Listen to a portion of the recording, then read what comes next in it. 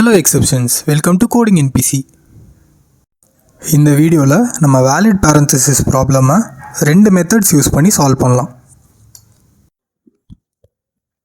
Problem டிஸ்கிரிப்ஷனில் first ஒரு string கொடுத்துருக்காங்க which contains brackets. நம்ம கொடுத்துருக்க இன்புட் ஸ்ட்ரிங் வேலிடா இல்லையான்றதை செக் பண்ணணும். ஒரு ஸ்ட்ரிங் எப்போ வேலிடாக இருக்கும் அப்படின்னா ஓப்பன் அண்ட் க்ளோஸ் ப்ராக்கெட்ஸ் ஒரே டைப்பாக இருக்கணும்.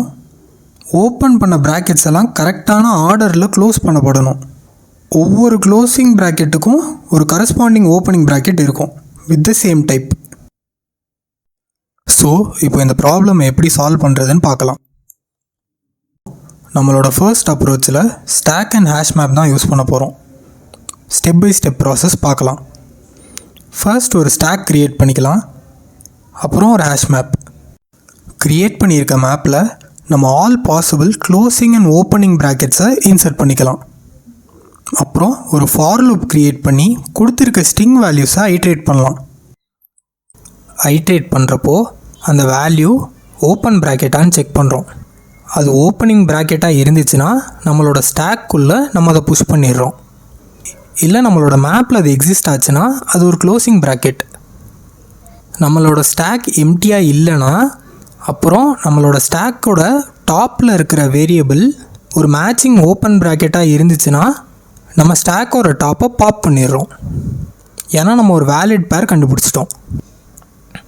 இல்லை அது நம்மளோட கண்டிஷனை சாட்டிஸ்ஃபை பண்ணலன்னா நம்ம ஃபால்ஸ் ரிட்டர்ன் பண்ணிடுவோம்.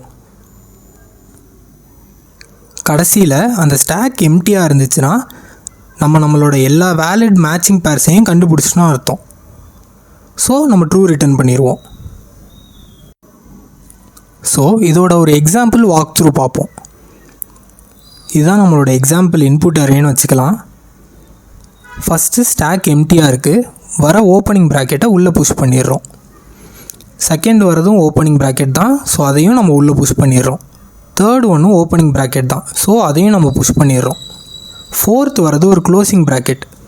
ஆல்ரெடி நம்மளோட ஸ்டாக்கில் இருக்க டாப் வந்து ஒரு ஓப்பனிங் ப்ராக்கெட்டான்னு நம்ம பார்க்குறோம். ஓப்பனிங் ப்ராக்கெட் தான். க்ளோசிங் ப்ராக்கெட்டும் ஓப்பனிங் ப்ராக்கெட்டும் மேட்ச் ஆகுதான்னு பார்க்குறோம். அதுவும் மேட்ச் ஆகுது. ஸோ ஸ்டாக்கோட டாப்பை நம்ம பாப் பண்ணிடுறோம். நம்மளுக்கு அடுத்த வர ஸ்ட்ரிங்குமே ஒரு க்ளோசிங் ப்ராக்கெட் தான். ஸ்டாக்கோட டாப்பை அது மேட்ச் பண்ணுது, ஸோ நம்ம அதையும் பாப் பண்ணிடுறோம்.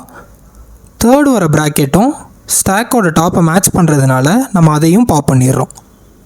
ஸோ இப்போ நம்மளோட ஸ்டாக் எம்டியாக இருக்குது, விச் மீன்ஸ் நமக்கு எல்லா வேலிட் ப்ராக்கெட்ஸும் கிடச்சிருச்சு. இதுதான் இதோட ஒரு எக்ஸாம்பிள் வாக் த்ரூ.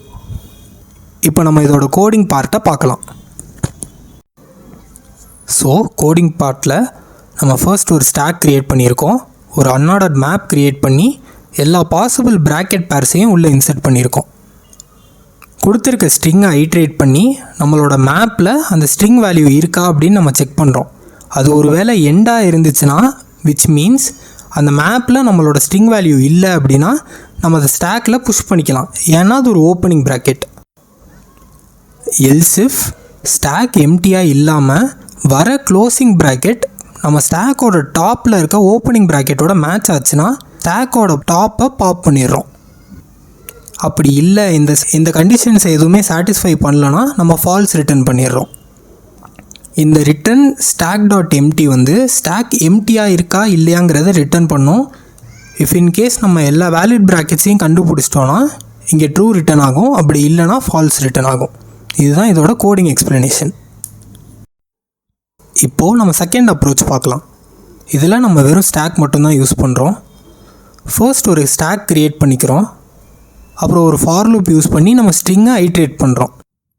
பேசிக்காக நம்மளோட ஸ்டாக் வந்து எம்டியாக இருக்கா இல்லையான்னு செக் பண்ணுறோம். ஒருவேளை ஸ்டாக் எம்டியாக இல்லைன்னா நம்மளோட க்ளோசிங் ப்ராக்கெட்டும் நம்ம ஸ்டாக்கோட டாப்பும் மேட்ச் ஆகுதா இல்லையான்னு செக் பண்ணுறோம். ஒருவேளை மேட்ச் ஆச்சுன்னா நம்ம ஸ்டாக்கோட டாப்பை பாப் பண்ணிடுவோம், ஏன்னா நம்மளுக்கு ஒரு வேலிட் ப்ராக்கெட் பேர் கிடச்சிருச்சு. அப்புறம் கண்டினியூ பண்ணலாம். இல்லை ஸ்டாக் எம்டியாக இருக்குது, உள்ளே வர்றது ஒரு ஓப்பனிங் ப்ராக்கெட் அப்படின்னா நம்ம அந்த ஸ்டாக்குள்ளே புஷ் பண்ணிடலாம். நம்ம இந்த ப்ராப்ளம் சால்வ் பண்ணுறதுக்கு ஒரு ஃபங்க்ஷன் யூஸ் பண்ணுவோம்.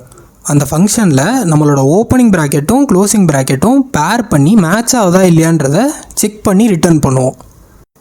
ஸோ இந்த அப்ரோச்சோட கோடிங் பார்ட் பார்க்கலாம். ஃபர்ஸ்ட் ஒரு ஸ்டாக் க்ரியேட் பண்ணிக்கிறோம். அப்புறம் ஃபார் லூப்பில் நம்மளோட ஸ்ட்ரிங்கை ஐட்ரேட் பண்ணி ஃபர்ஸ்ட் அந்த ஸ்டாக் எம்டியாக இருக்கான்னு செக் பண்ணுறோம். அது எம்டியாக இருந்துச்சுன்னா நம்ம இந்த isPairன்ற ஃபங்க்ஷனை கால் பண்ணுறோம். இந்த isPairங்கிற ஃபங்க்ஷன் என்ன பண்ணோன்னா நம்மளோட லாஸ்ட்டும் அதாவது ஸ்டாக்கோட டாப்பும் நம்மளோட கரண்ட் கேரக்டரும் ஓப்பனிங் அண்ட் க்ளோஸ் ப்ராக்கெட்டோட வேலிடேஷனை மேட்ச் பண்ணுதான்னு பார்க்குறோம். அது மேட்ச் பண்ணுச்சுன்னா நம்ம ட்ரூ ரிட்டர்ன் பண்ணுவோம். அப்படி இல்லைனா இந்த ஃபங்க்ஷன் ஃபால்ஸ் ரிட்டர்ன் பண்ணும்.